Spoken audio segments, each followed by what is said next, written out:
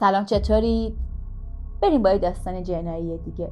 این سری داستانمون راجع به یه دلقک که میگم اصولا توی ذهنتون میاد چرا جنایی؟ دلقک‌ها که اصولا آدمای خوبی هن. و فرض کن کسی که تلاش کنه بچه‌ها رو بخندونه، برای بزرگتر یه سری کارا در بیاره که خوشحالشون کنه، اصولا روحیه لطیف و خیلی ملویی دارن. اما این یکی دلقک ما فکر نکنم خیلی آدم خوبی بوده باشه. حالا خودتون میشنوید، بعداً بهم بگین که نظرتون راجبش چیه. داستانمون راجع به جان وین گیسیه. گیسی میگفتن که بچگی خیلی بدی داشته. یه پدر مستبد، زورگو و خیلی هم سختی رو به درد نخور داشته. این پدره میگفتن که خیلی مادره رو اذیت میکرده و جان میرفته که مثلا جلوی مادرش دفاع کنه و نذاره که مادرش کتک بخوره، جان خودش کتک میخورده. پدره همیشه به جان میگفته که تو به درد نخوری، تو اصلا من از تو راضی نیستم، تو پسر خوبی نیستی و تو بزرگشی هم جنسگرا میشی. از اینجور حرفا همش تو به این بچه بدبخت میزده. چه گناهی کرده آخه بچه ای تو شده؟ خیلی اذیتش میکرده، مادرها رو اذیت میکرده، جان رو اذیت میکرده و جان مثل هر کس دیگه‌ای که اگه توی همچین شرایطی بخواد بزرگ شه، آرزوی خلاص شدن از این شرایط رو داشته. همش دوست داشته فرار کنه از دست این پدره چون هر کاری میکرده پدره ازش راضی نبوده. حتی میگفتن که یه بار توی سن 8 سالگی جان و دوستش به یه دختری تجاوز میکنن توی مدرسه و پدره میاد جانو تا میخوره کتک میزنه، اذیتش میکنه، تنبیهش میکنه، اما انگار خب فایده نداشته. هی هم این جمله رو میگفته توی گوشش، میگفته که تو بزرگشی هم جنسگرا میشی، تو به درد نخور میشی، تو اینجوری، تو اونجوری. همش دیدی مثلا سرکوب میزنن به یکی، یه جوری تلقین ذهنی میشه. تو داستان ما هم همینجوری شد، یه جوری انگار تلقین ذهنی شد. ادامه بدیم. یه بار دوباره پدره مس میاد خونه، حالش هم انگار اوکی نبوده.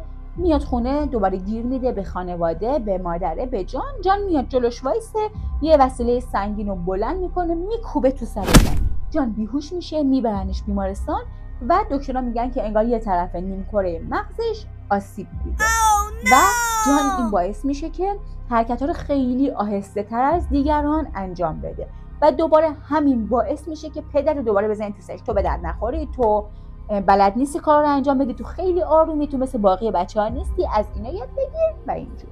جان همینجوری تو فکر فرار بوده از خونه، همینجور زندگی میکنه با سختیایی که پدرش دیده تا 18 سالش میشه.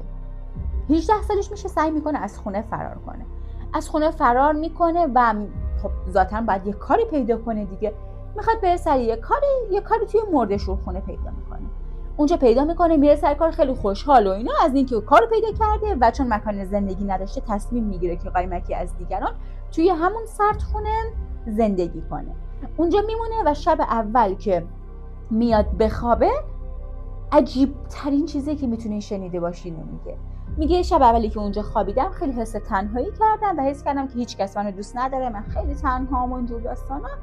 میره مرده رو از توی یخچال انگار در میاره، کنار مرده میخوابه و باهاش رابطه جنسی برقرار میکنه.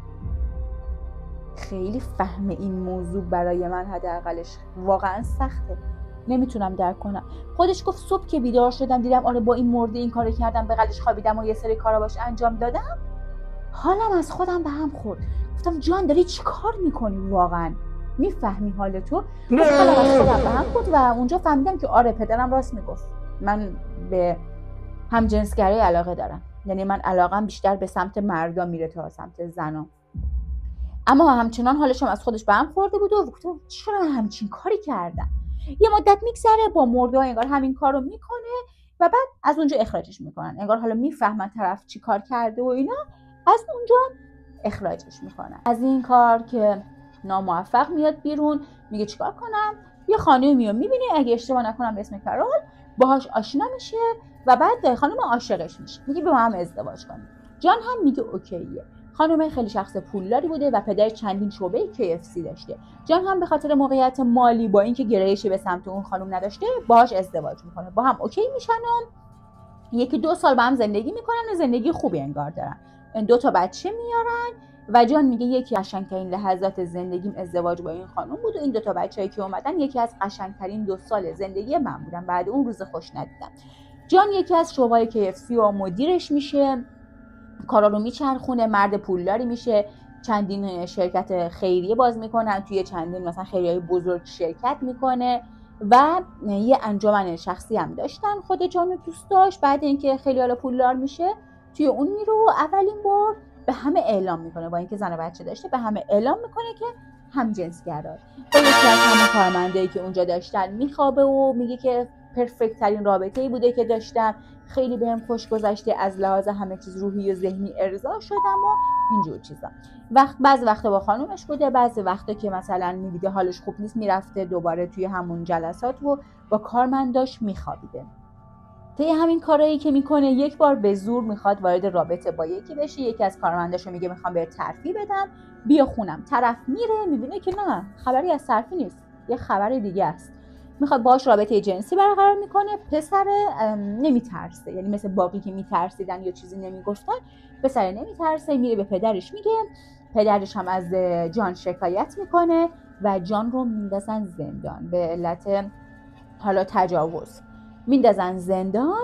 و بعد یه مدتی میگفتن که جان تو زندان خیلی آدم خوبی بوده، اونجا حتی آشپز میشه، به عنوان مرد نمونه قبولش میکنن و همه میگفتن جان سرش قسم میخورد نه جان همچین آدمی نیست، خیلی انگار خودشو خوب جلوه میده. بعد 1 سال خورده جان آزادی مشروط میگیره و حتما هم میدونین کسی که آزادی مشروط بگیره یه پلیسی، یه جوری نگهبانی، سکیوریتی چیز میذارن که از این آمار داشته باشه دیگه، یعنی آزاد مشروطه، بعد یه جورایی آمارشو داشته باشن. اما این کارهایی که حالا براتون میگم میکنه، فکر نکنم اینو واسه این آقا نگهبانی گذاشته باشن یا از طریق این حلش کردن. چه جوری اولا آزاد شده، بعدش کسی نبوده پیگیری کنه. من اینجا از پلیسای آمریکا واقعا به شدت ناراضیم. اینا میگذره. طی این مدت هم که زندان بوده، زنش و بچه‌هاش کلا میرن از اون منطقه، میرن. زن اسم فامیل خودش و بچه‌هاش رو عوض میکنه، یه جوری انگار غیب میشه. فهمیده بوده که جان دیگه همجنسگراه و به زندگی اهمیت نمیداده و گندش بیشتر رو شده بوده برای خانومه.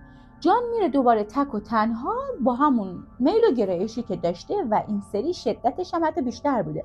یعنی حالا یه سری‌ها میرن زندان و حالا خیلی بهتر میکنن رفتارشون رو، اما جان حتی بعد از این که زندانم رفته بوده و حالا دیده بوده، میل شدیدتر شده بوده به این موضوع. جان بعد از اینکه زن و بچه‌هاش ترکش میکنن و میرن، میاد یه شخصیت دیگه رو اضافه کنه. از خودش راضی نبوده دیگه، به خاطر پدره، به خاطر خانواده، میدیده هیچکی دوستش نداره به جز مردم که مثلا گولشو میخوردن. هیچ کسی ازش راضی نیست و خودش هم حتی از خودش راضی نبود. دچار بیماری 2 قطبی میشه و دوست داره یه کس دیگه ای رو زندگی کنه. میاد میگه که من میخوام دلقک بشم. یه شخصیت پوگو رو میسازه. میگفته که در ماه روزی حالا 2 بار دلقک میشده، شخصیت پوگو رو میگرفته، وارد مهمونی‌ها میشده، بچه‌ها رو میخندونده. حالا پسرایی که سن 14 15 16 بودن رو میبرده. شخصیت پوگویی که برای خودش ساخته بوده خیلی حال میکرده.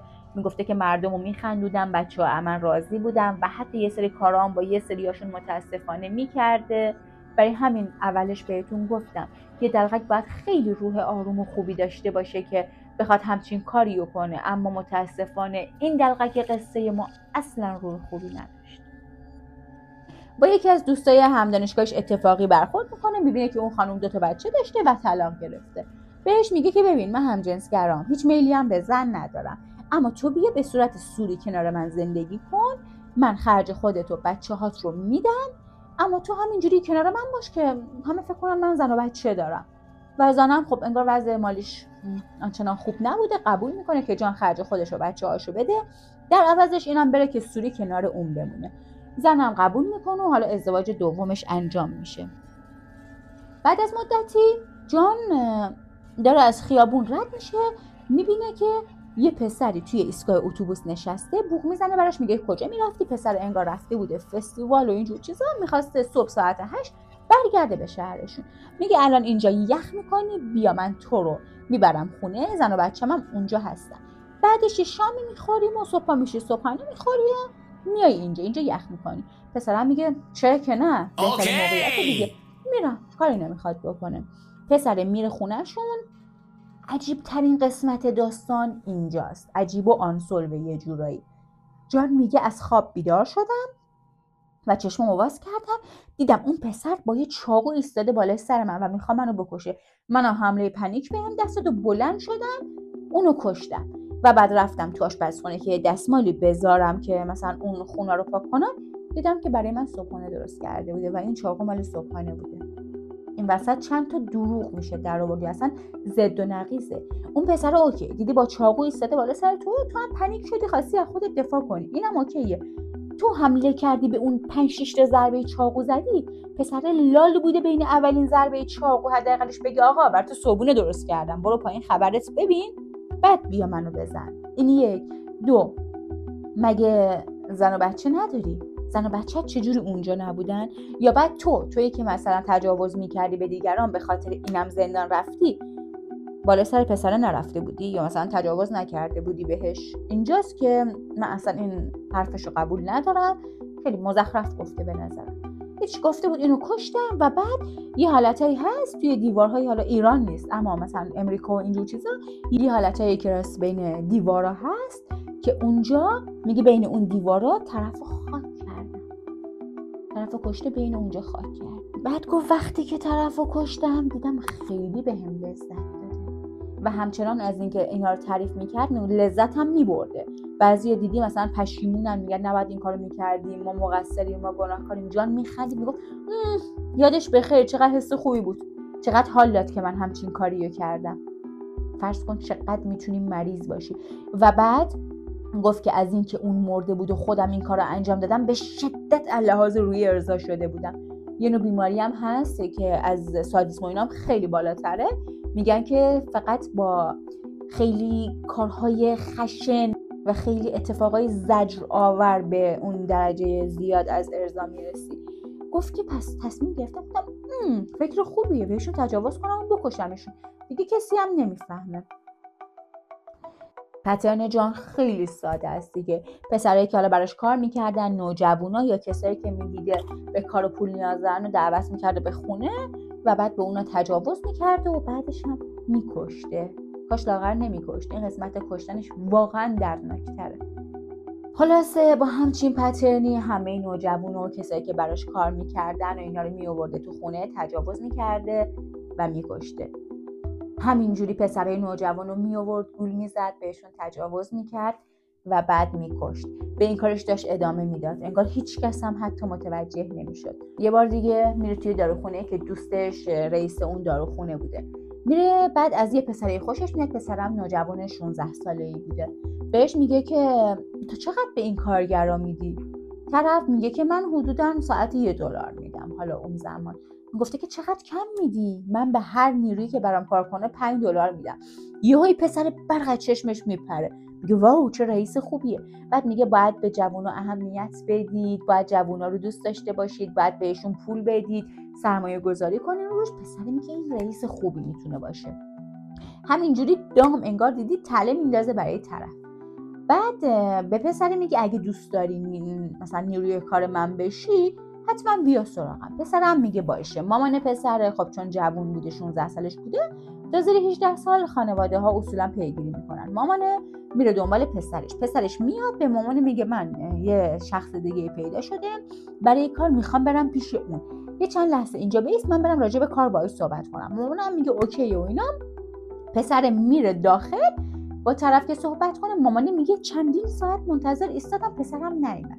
بعد میره اداره پلیس، زنگ پلیس میزنه و اینا همه رو گزارش میده و میگه که پسر من این روری بوده، گفته این آقا کار بهم معرفی کرده و رفته دیگه برنگشته. پلیس هم پیگیری میکنه و میان حتی خونه جان رو میگردن و حالا طرف اومده گشته، پلیس اومده دیده کسی که آزادی مشروط بوده یه پسر رفته پیش این و برنگشته. یه سری وسایل شکنجه اونجا دیده، یه جوری بوی تعفن دیده چون اونجا خاک میکرده هر کسی که بهش تجاوز میکرده.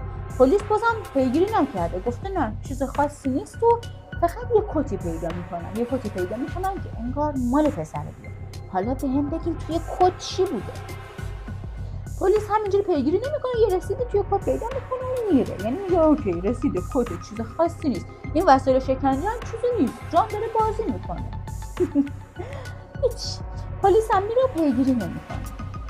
حالا این جان کثیف که این همه رو کشته، تو زیر زمین خاک کرده، بین دیوارا خاک کرده، پلیس هم کاریش نداره، چجور گیر میفته؟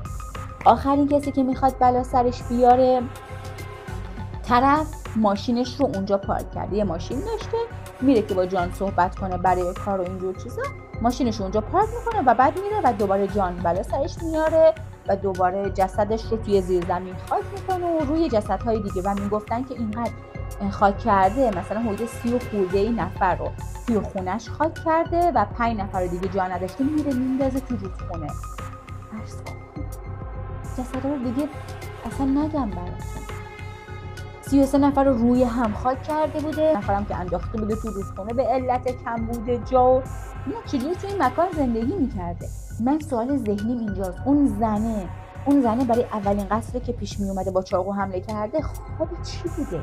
خواب زمستونی بوده نفهمیده و بعد یه مدت انگار زنه ولش میکنه و میره. من فکر میکنم که عذاب وجدان گرفته و دوست نداره دیگه، روحش به درد اومده، یه جوری خودش رو فرار کرده، گفته نه این پولی که میده ارزش نداره، بذار من فرار کنم. یا شاید هم میتونست ازش حق و سکوت گرفته باشه، گفته من میرم از این خونه، تو هم حق و سکوت منو ماهانه لطفاً. اینم از این. آخرین نفری که باعث میشه جان گیر بیفته، همچنان دوباره طبق پترن قبلی گول میخوره، میگه برم کار کنم با حقوق الان $5 خیلی زیاد بوده ساعتی، میره اما ماشینش رو جلوتر خونه جان پارک میکنه میره و دوباره جان باش رابطه میره به قتل میرسونه میکشش. و بعد پلیس سر این یکی دیگه خانواده پیگیر شده بودن، شکایت میکنه، ماشین طرف رو میبینه، بعد اون رسیدی که از توی کت در اومده رو تازه الان میارن بالا و میفهمن این رسید از همون داروخونه که خریده بوده. میرن پرسجو میکنن که ببینن این رسیده چی بوده. دوست پسری که کشته شده بوده میگه که آره من یک بار اینو خریده بودم، گذاشتم تو جیب کت اون پسره و من رفته بودم سیگار بکشم، سردم بود، این کتو پوشیده بودم، این رسید منه. فهمیدن که آره کار جان بوده. یاد به جان زنگ میزنه، میگه که آره این رسید مال این بوده، اون ماشینه که طرف غیب شده با سر کوچه تو بوده، تموم مدارک بر علیه تو. جان هم میگه شما متوجه نیستید من الان وقت ندارم با شما صحبت کنم، ایواد ببخشید معذرت میخوام. چقدر آدم میتونه پررو باشه. هیچ، به پلیس گفته الان تشییع جنازه عموم فوت کرده، من هر موقع بیکار بودم خودم میام به شما سر میزنم که ببینم چی از من میخواید. پررو هم تشریف داشته طرف. بعد پلیس هم میگه اوکی. پلیس چقدر به این احترام میذاره، فکر کنم بحث این بوده دیگه. میگه اوکی. جان میره دفتر وکیلش، انگار خیلی مست کرده بوده و میفهمه دیگه تمام مدارک بر علیه خودش بوده، راه فراری نداری آقا. میره به وکیلش میگه آره من اینو کشتم، من اونو کشتم، من این کارو کردم، من آدم اینجوریم، من خیلی لذت بردم، خودم اینو کشتم، خودم فلان کاری کردم.